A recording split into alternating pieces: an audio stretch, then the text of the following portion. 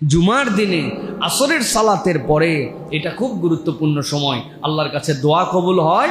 আল্লাহ রাব্বুল আমিন বান্দাদের দোয়া কবুল করেন এবং নবী করিম সাল্লাল্লাহু আলাইহি ওয়াসাল্লাম বলেছেন, আমার প্রতি বেশি বেশি দরুদ এবং সালাম পাঠ করো। ভাইরে ভাই, অন্যদিন যা গল্প করি, গুজব করি, যাই করি, জুমার দিনটা একটু আমরা কাজে লাগাই। যেটা ফরজের পরে অত্যন্ত গুরুত্বপূর্ণ আমল, সেটা হচ্ছে রাসূলুল্লাহ সাল্লাল্লাহু আলাইহি ওয়াসাল্লামের প্রতি বেশি বেশি দরুদ পাঠ করা। নবী করিম সাল্লাল্লাহু আলাইহি ওয়াসাল্লাম বলছেন, মান সাল্লা আলাইয়া ওয়াহিদাতান সাল্লাল্লাহু আলাইহি আশারা।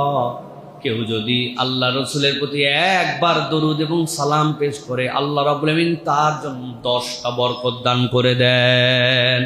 মান সাল্লা আলাইয়া মাররাতান সাল্লাল্লাহু আলাইহি আশারা। অন্য এক জায়গায় আসছে, কেউ যদি আল্লাহ রসুলের প্রতি একবার দরুদ এবং সালাম পেশ করে, আল্লাহ রাব্বুল আমিন 10টা রহমত বরকত তার জীবনে দান করে দেন, 10টা সওয়াব দেন, 10টা গুনাহ মাফ করে দেন, 10টা নিয়ামত তার উপর আল্লাহ দান করে দেন। আর যখন দুনিয়ার যে কোনো প্রান্ত থেকে যে কোনো মানুষ যদি একবার আল্লাহ নবী সাল্লাল্লাহু আলাইহি ওয়াসাল্লামের প্রতি দরুদ পাঠ করে, একদল ফেরেশতা অ্যাপয়েন্টেড আছে, তারা দরুদটাকে আল্লাহ নবীর কাছে নিয়ে যায়। ওই ব্যক্তির নাম, তার পিতার নাম সহ বলে, ইয়া রাসূলুল্লাহ, আপনার উম্মতের মধ্যে থেকে অমুক, তার পিতার নাম অমুক, সে আপনার কাছে দরুদ প্রেরণ করেছে, আল্লাহ নবীর কাছে এটা পৌঁছায় দিলে নবীজি সাল্লাল্লাহু আলাইহি ওয়াসাল্লাম তার উত্তর দিয়ে দেন। সুবহানাল্লাহ। এই জন্য প্রিয় ভাইরা, নবী করিম সাল্লাল্লাহু আলাইহি ওয়াসাল্লামের প্রতি দরুদ এটা আমাদের জীবনের একটা একদম র্যান্ডম আমল হওয়ার কথা। বিশেষ করে জুমার দিনে আসরের সালাতের পরে এটা খুব গুরুত্বপূর্ণ সময়, আল্লাহর কাছে দোয়া কবুল হয়। আল্লাহ রাব্বুল আমিন বান্দাদের দোয়া কবুল করেন এবং নবী করিম সাল্লাল্লাহু আলাইহি ওয়াসাল্লাম বলেছেন, আমার প্রতি বেশি বেশি দরুদ এবং সালাম পাঠ করো। ভাইরে ভাই, অন্যদিন যা গল্প করি, গুজব করি, যাই করি, জুমার দিনটা একটু আমরা কাজে লাগাই। বিশেষ করে আমার তালেব ইলম অনেক ভাইরা আছেন, নিজেদের জীবনের বিশাল অংশ এখনো সামনে আমাদের পড়ে আছে। লাইফটা অনেক দূর পর্যন্ত আপনাকে নিয়ে যেতে হবে, আল্লাহর জন্য কাজ করতে হবে, দ্বীনের জন্য কাজ করতে হবে, দেশের জন্য কাজ করতে হবে, মুসলিম উম্মার জন্য কাজ করতে হবে। আপনি হয়তো ভাবতেছেন আমি আর তেমন কে। ও ভাই, আপনি কে আপনি নিজেই জানেন না। আল্লাহর বলবেন আপনাকে কি বানাই দিতে পারেন আপনি জানেন না।